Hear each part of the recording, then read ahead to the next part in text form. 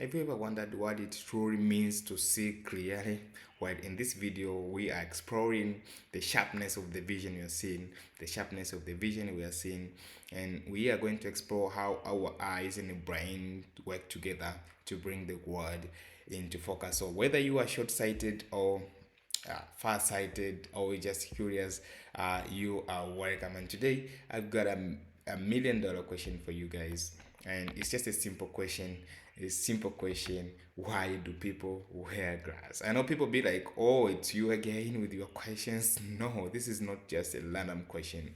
It is a question that really matters in terms of vision. So I just want you to tell me in terms. I mean, I know we have two kind of glasses. We have the sunglasses and the spectacles or the eyeglasses.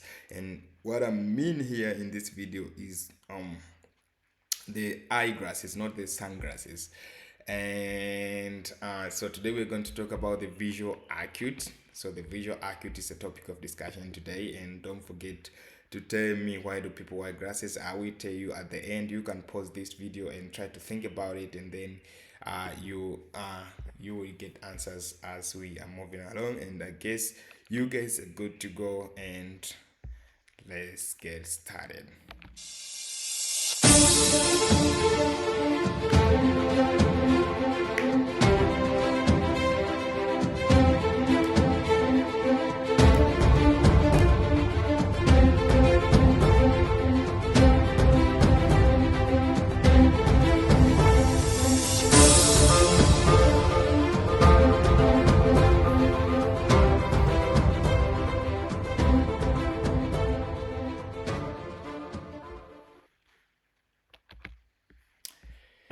Oh, yeah.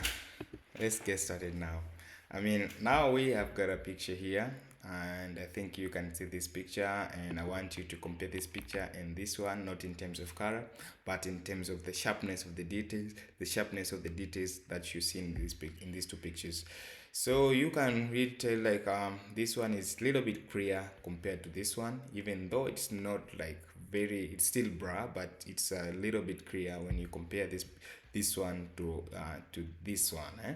And then we have another one here which has got even like sharp details compared to this one, and it's a remarkable improvement from this picture, from this picture. And lastly we have another one which is amazing. It's just a wow picture, because you see a lot of details, a lot of fine details from this picture as you compare to the rest of the picture. So we have seen that there is like progressive improvement in the sharpness of the picture that you're seeing, the sharpness of the image that you're seeing, and this translate to the improvement of the visual acuity, the improvement of the visual acute. So as I've said to our today's discussion, the visual acute and the visual acute, as you can see, we can say the visual acute is this the sharpness of the image that we are seeing. You look at this picture, it's very bright, and this one is so sharp, it's sharp. So the sharpness of the image that we are seeing is what we refer to the visual acute, so the visual acute can significantly impact the life of the quality of life of a patient or of a person. Just imagine you wake up in the morning. You used to have this vision, and you wake up in the morning like you have this vision. You see a lot of your activities will not. I mean, you not be able to do the activities that you used to do, because some of the activities require the fine, the sharp details of what you see. For example, you want to, for example, do what? Uh, there are those activities that require like fine details, like fine differentiation between the two objects, and that differentiation is lost in loss of visual acuity. So the loss of visual acuity will significantly affect the quality of life. The quality of life is affected by significantly by the loss of visual acuity. And we already said in the previous in the previous two videos that the visual acuity is the function of is like is a feature of the cones, and the feature of the cones. And we said in the same video, we said that the visual acuity, the cones are the fovea centralis. The fovea centralis is exclusively populated by cones, and the cones have highest visual acuity. So when we are testing for visual acuity, means we are testing the central retina. So the visual acuity is the measure of the central retina. It's the measure of how good the central retina is, and it's also a measure of how good our cones are. It's a measure of how good cones are, because the cones are the one which deal with the visual acuity, and they are exclusively populated at this fovea centralis, at least the central part of the fovea. So that's a short um, about the visual acuity.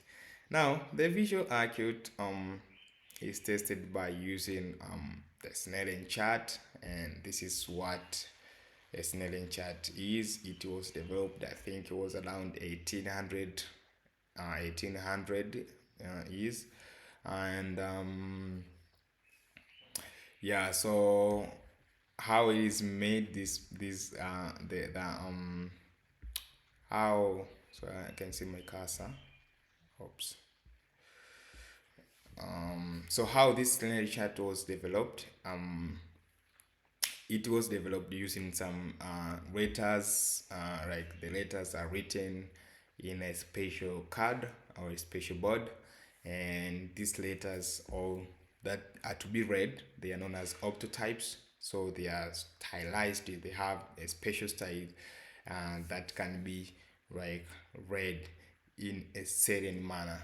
So when you are checking for visual acuity, each eye is tested independently, because we can have some pathology which are unilateral. I can have unilateral pathology that will affect my visual acuity in my left eye, while I am preserving the visual acuity in my right eye. So it is very important to test this to test for visual acuity independently.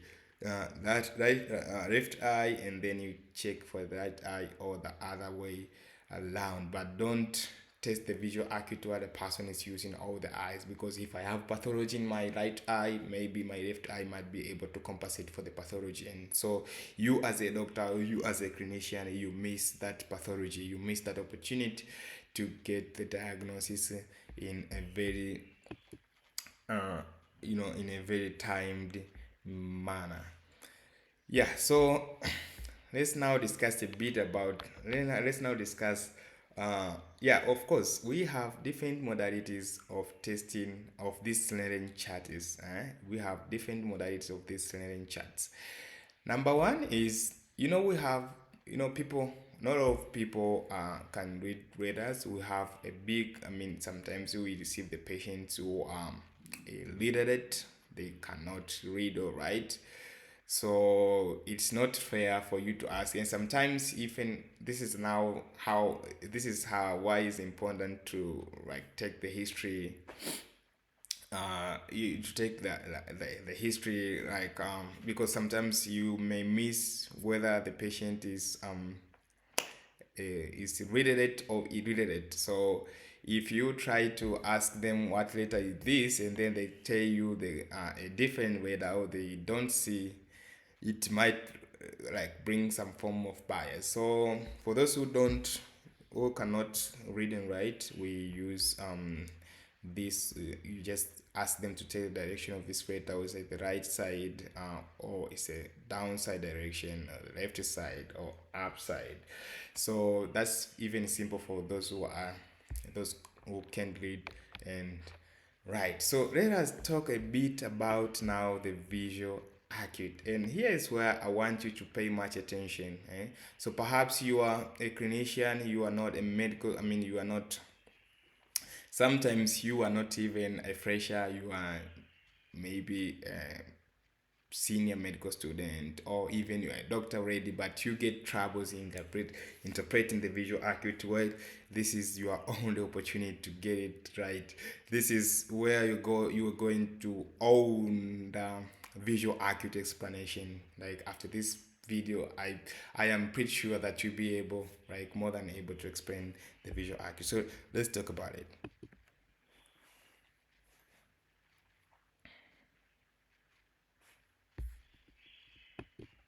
Well, to discuss the visual acuity, to discuss the visual acuity, to interpret the visual acuity, we're gonna have to use the depth of perception. And remember what we said, that the depth of perception is that our brains is trained to calculate the distance between the eyes and the object, and they put that distance into the size of the object. You can follow the previous video that I was talking about the depth of perception. It's just a short video you can see. So our brains, like we can have a distance between us and the object, and our brain is trained to calculate that the distance between eyes and the object, and they put that distance in terms of the size of the object. In terms of size of the object, what does it mean? I mean, assume I am 6 meters away from this radar here. 6 meters, the distance between here, and I see this radar in this way. The farther I go, the farther I move away from the radar, the radar becomes small. The radar becomes small. So assume that's an object. It's not a radar. It's an object. The farther I am moving away from the object, the smaller the object becomes. The smaller the object becomes. But it doesn't mean that the shape of the object or the size of the object changes. No, it doesn't change. What changes is our brain is trying to alert us, like, okay, so this is becoming even smaller. So it signifies that we are changing the distance between us and the object. So the object is moving farther away from you, boy. So the object is moving farther away from you. So this is why you see it smaller. So our brains is trying to, like, calculate the distance and put that distance into the size of the object, and that's what we say a depth of perception is. That's what the depth of perception is. So as I am moving like further, the letter becomes smaller, and I am moving further and further. Maybe this was 6 meters, this is 12 meters, this is 30 meters, and this is perhaps 40 meters, and it becomes even smaller, and at 50 meters, and at maybe 60 meters.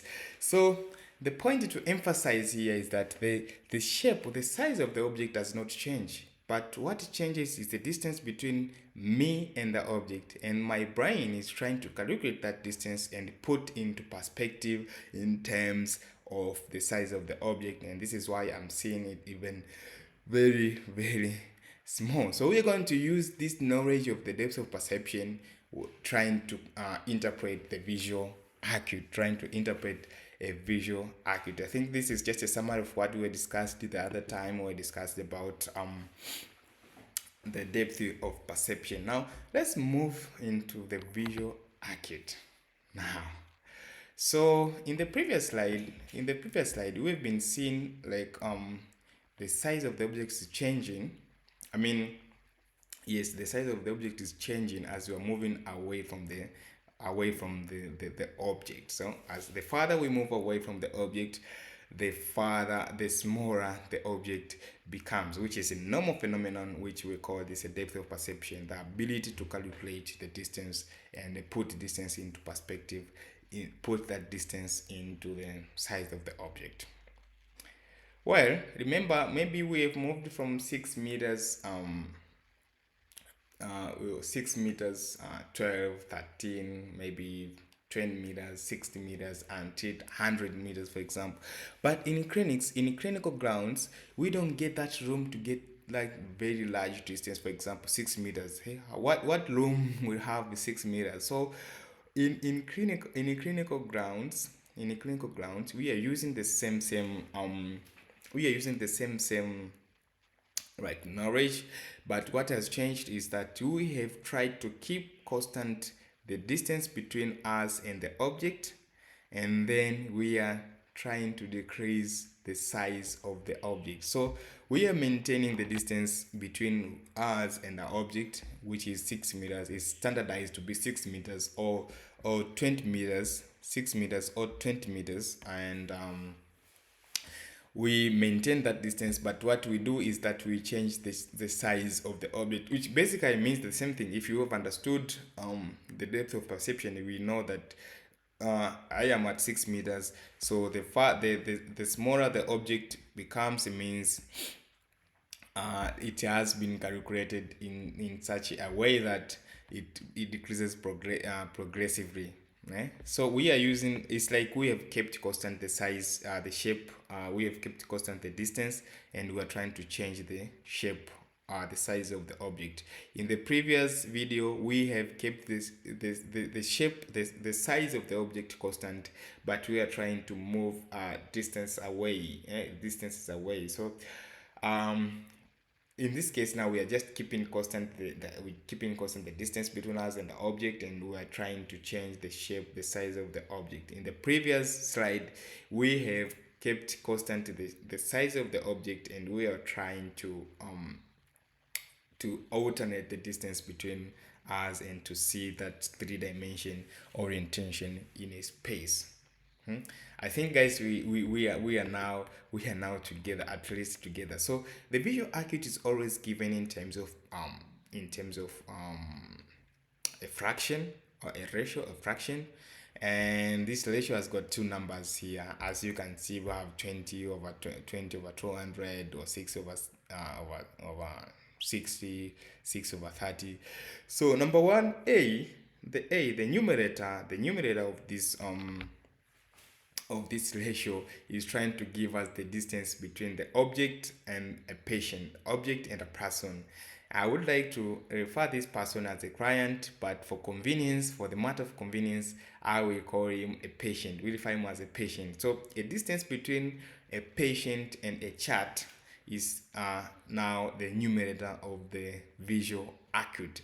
And because I've said we don't have like it's tiresome to move the patient between distance between 60 meters to 30 meters to 45 to 30 meters to 12 meters and stuff. So I think it's fair enough to move to keep this distance constant, and trying to alternate the shape, to alternate the size of the object. So the distance is always constant at 6 meters or 20 feet. So you can see the A is a 6 meters, it's constant, or it is 20 feet, which is also constant. 6 meters or 20 feet.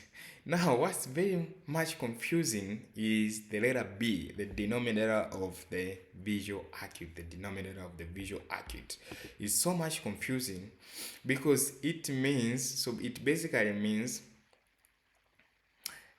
so the letter B is a standardized vision. A standardized vision is a person who has a better vision. So an average normal person. So it's letter B. So letter B is the distance between the object and a normal person. Between the object and a normal person. So what it basically means, it means what this patient, for example, let's check. Okay, I will emphasize this point in the next slide. So a normal vision is 20 by 20 or 6 by 6. So visual acuity of 6 is normal, or 20 is normal. And remember, each eye's test is separatory. So let us explain now what does this ratio really mean. And here is where a lot of clinicians are lost while they are trying to interpret the visual acuity. So as I've said, letter A is for patient. So it's the distance between the patient and the chart, which is constant at 6 meters. And then letter B, we've said, is the distance between the chart and a normal person. A chart and a normal person. Now, assume now we have a visual acuity of 6 over 30. Visual acuity of 6 over 30. Well, it means A now. A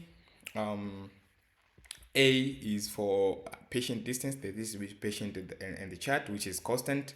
And then B is 30 distance between a person, a normal person, a person with normal vision, and a chart. So it basically means what this normal person can see at 30 meters, what he can see at 30 meters, my patient will never ever be able to recognize or to see that radar at 30 meters. Instead, he needs to be 6 meters closer to the object so as to identify. So he needs to be 6 meters closer to the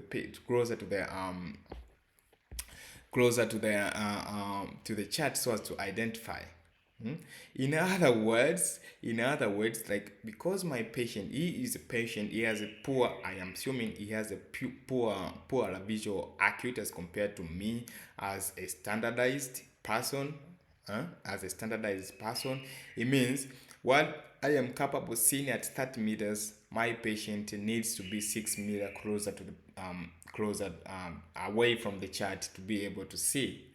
So the visual acuity of 6/30 means that my patient will need 6 meters to see what a normal person can see in a 30-meter distance. Does it kind of make sense to you or something? Because I feel like uh well, how can I make it? I think that's a simple way to interpret the visual acuity. Like, what I see what I see at 30 meters, what I see at 30 meters, my patients need to be 6 meters to see what I can see in 30 meters. So it means I have a good visual acuity. It means I can go even farther. I can go farther away, like 30 meters away, to see that radar. And my patient barely at 6 meters is still staring at the object.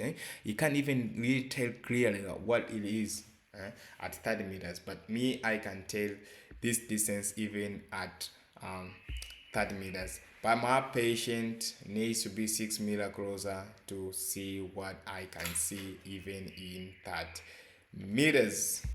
So let me assume that you have understood this picture. Let us move to this one here. So this visual acuity is basically 6/55 or 20/50, and you can try to pause this video to try to explain, like, what does it mean. But don't worry, because I got you back. And yeah, so think about the ratio. The ratio contains two numbers, the numerator and denominator. The numerator is the distance between the object and the patient, which is constant. It has to be either 6 meters or 20 feet. And then the denominator now is the distance is what would average person see this object at. It's the distance from the object to where an average person would see correctly the same line or the same data that the patient is trying to identify. So now 15 meters, 15 is for, now 15 in this picture is for distance between, what would normal person, a standardized person, see at 15 meters, my patient would never ever see at 15 meters. Instead, he needs to be 6 meters to see what I can see in 15 meters. So this is why I'm saying my patient has got a poorer, when you compare to me now, when you compare to a standardized vision, he has a poorer visual acuity when you compare to the normal. Because the normal, he was supposed to see this thing at 15 meters, just like me, because I have a good visual, I have a normal visual acuity. But because of some pathologies in the eyes, he cannot see what I see at 15 meters. So he has to be cross. So as to be able to see what I see at 15 meters. Does it kind of make sense? Or yeah, so that's it. So the visual acuity improves as you are moving down the Snellen chart. What does it mean? A person with a visual acuity of 6/60, he has the worst maybe not the worst, because some people even cannot see at all, but they have very poor visual acuity, very poor visual acuity, very poor visual acuity. What does it mean? It means now when you're trying to put that into this perspective, it means what I can see now. Remember, this the denominator is the normal person, not me. Everyone's is, maybe I have pathology, for example, but I am assuming like an average person, a normal individual. What can normal individuals see? So 60 year, what can normal individual see at 60 meters? My patient has to be 6 meters to see what I can see. Do you try to understand? Like the football pitch is 100 meters away. It's 100 meters, long, and what I can see, like for example, at the center of the very center of the pitch, my patient has to be this close to see what I can see that distant away. So what I can see basically at 60 meters, my patient needs to be like 60 meters close to see what I see. So that's the poor visual acuity. And as I'm telling you now, as you're moving down the Snellen chart, the visual acuity improves. This is to say, now just because we have said the normal visual acuity is 6/6, it means what I can see now. Put that in perspective. What I can see in 6 meters, my patient can also see it in 6 meters. So we are even. We are together. We are like we are in the same line. We are even. What I can see in 6 meters, my patient sees at 6 meters as well. So we good now. And then now we have also, sometimes we can have this like small stuff here. Now see what I now try to interpret this one. What I can see in what I can see in 4.5 meters, my patient can see it at 6 meters. Wow! So that the ratio has changed. Like I have a poor visual acuity when you compare to my patient. Why? Because my patient can see this thing at 6 meters, and I need to be 4.5 meters from the chart for me to be able to see what my patient can see a distant away. So this is to say, now in this matter here, this patient, because we are checking the patient, we're not checking the standard person.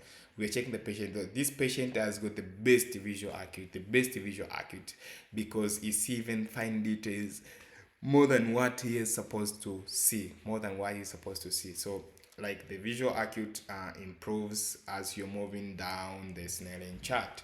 It improves as you are moving down the Snellen chart. So guys, I think these explanations make a lot of sense in trying to interpret the visual acuity. Now let's go to the question that really mattered. Yeah, so we were asking now, why do people wear glasses, like eyeglasses, the spectacles? We are not talking about, of course, we have these are the sunglasses, but we're not talking about the sunglasses. We are talking about, eyeglasses. Well, you will say what you say,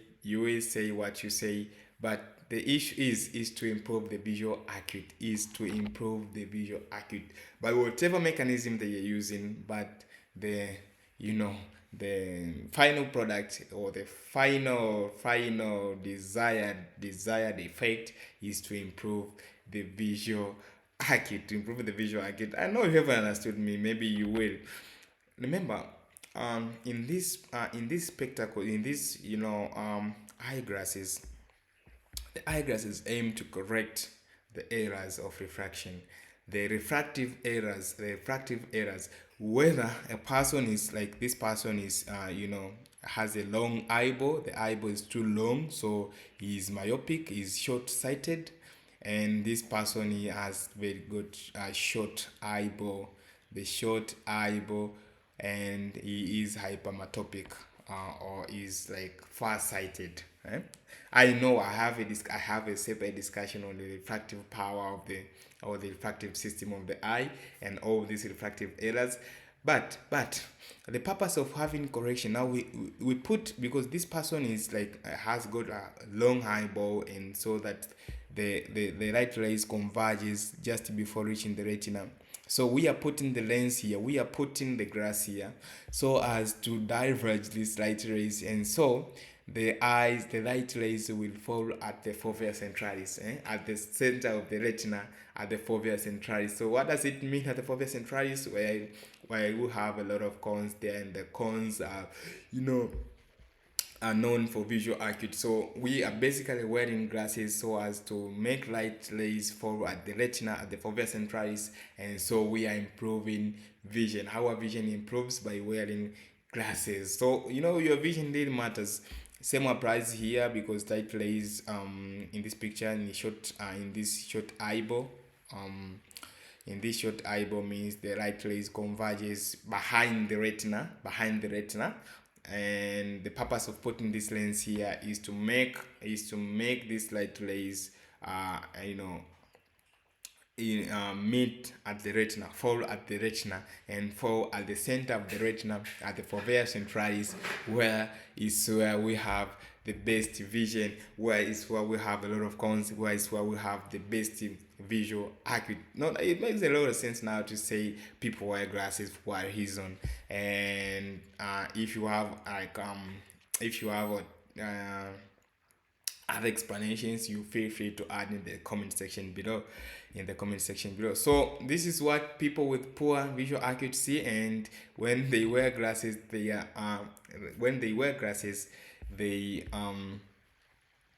visual acuity improves, the clarity of the image improves into this into this drastic way. So you see now, maybe I'm exaggerating, maybe this is not what they see, but the people with refractive errors, what they see is hazy. It's like it's a blurred vision. They get a blurred vision because they have poor visual acuity, and then we want to improve the visual acuity by adding something like a glass, and that's how we improve the visual acuity. I think these explanations now make a lot of sense. Yeah, so into the final part of the discussion, where I got something for you. So did you know that the ego is the animal with the best visual acuity in the animal kingdom? So in the animal kingdom, all those animals in the animal kingdom, and kingdom and Maria, the ego is the one that has got the highest visual acuity. The ego can spot a rabbit which is like 3 kilometers away. So 3 kilometers away, it can spot the rabbit at 3 kilometers away. 3 kilometers away. That's a joke, because a person, when you compare person and an ego, you see now, a visual acuity of a person when you compare to ego is that what can be seen by egos at 20 meters away, a person needs to be 5 meters close, has to be 5 meters to see what an ego can see at 20 meters. That's the best visual accurate. So I have a question for you. Why do you think an eagle has got this? I know it's for survival in the animal kingdom. It's because it wants to hunt or something, so it needs to have a sharp eye to be able to pick the prey, predation, prey, that kind of relationship in nutrition. Now, then why now? Well, let's talk science of vision. Why do you think, what makes ego have this best visual acuity? Well, the ego has got two sets. Okay, don't worry about sets. The visual acuity, we said, is a functional unit. It's a characteristic feature of cones, and now cones are found at the fovea centralis. You remember in the previous video we discussed. Now, interesting is that these eagles, they have got two sets of fovea centralis in each eye. So he has got two sets of fovea in the left eye and two sets of fovea in the right eye. So together these two sets, remember the fovea centralis are populated by cones, and cones have got this good quality of image. So I think now it makes a lot of sense, because you guys know what it means by visual acuity and by cones, and they have got two sets of fovea in each eye, so means they have this exceptional capability of visual acuity. But the science doesn't lie, because we said cones are very very important in bright light. They are active in a bright light. So same applies to the eagle, because the eagle, they have poor vision during the night. They cannot see well over the night, and I think it makes a lot of sense, because cones, they need a good amount of light, and especially bright light during the day, but over the night, during the night, because they are not very very much active, and they cannot see well over the night. So they like kind of diurnal hunters. They are diurnal hunters. Eagles, they hunt during the day. Eagles, they hunt during the day. And then boom, we got a compound right here. We have this little stuff here, and what's the name of it? That is an owl, or the so-called bundi in Swahili. So in Swahili, call it bundi. I know. So bundi, this bundi, this kind of bones, they are adapted in raw amount of light. I mean, the retina organized in such a way that they have a good vision over the night, because of cones and load stuff, as we've explained about as we've explained in the previous videos. But what is surprising is that, okay, now you know that they are nocturnal hunters. They hunt during the night because they have good vision during the night, as compared to eagles, which have good vision during the day. So this bundi, they are nocturnal hunters. They have good vision over the night. They have good vision in low light settings. They have good vision. But now, in our communities, in our societies, especially here in Tanzania, a lot of communities, they believe that when you hear the sound of a bundi, something bad is about to happen. Something bad is about to happen. In short, it is linked to some forms of witchcraft. It is linked to some form of witchcraft. Probably it would be because of its nocturnal activity, because it's more active during the night, because that's how it hunts. It hunts over the night, because their vision is like adapted into night environment, because of lords stuff. And yeah, so that is it. But I don't know what do people believe from where you come from, eh? Write me in the comment from where you come from. What do people believe, whether it is in Tanzania, which part of Tanzania, for example, or whether it's abroad. You are watching this video from abroad, you can always tell how do people believe about the owl. Are they linking it with witchcraft, whether or not? So tell me in the comment section. So that's it about that's it about the visual acute. And I want you to write the answers for this question below, in the comment section below. Like, number one is, what does the visual acute of 6/12 mean to you? So, like, according to how you have understood, according to your explanation, because it's like it's kind of short answer question. So I believe every one of you can have his or her own ways of explaining this question, and I want to see how you explain this question, and write it in the comment section below. And don't forget to tell me how do people like feel about owl. How do they feel about the bond in your society, and where you're coming from, eh? At least from where I come from, I mean, the society I'm coming from, people believe that it's linked to witchcraft, and That's why probably it's due to its nocturnal activities. But don't forget to write down in the comment section how do people from your community feel about the owl. And why do people wear glasses? Also write down in the comment if you still remember. So don't forget to stay tuned, because I will drop the visual pathway soon enough. Soon already I'm going to upload a video on the visual pathway. Stay tuned, and as always, stay curious.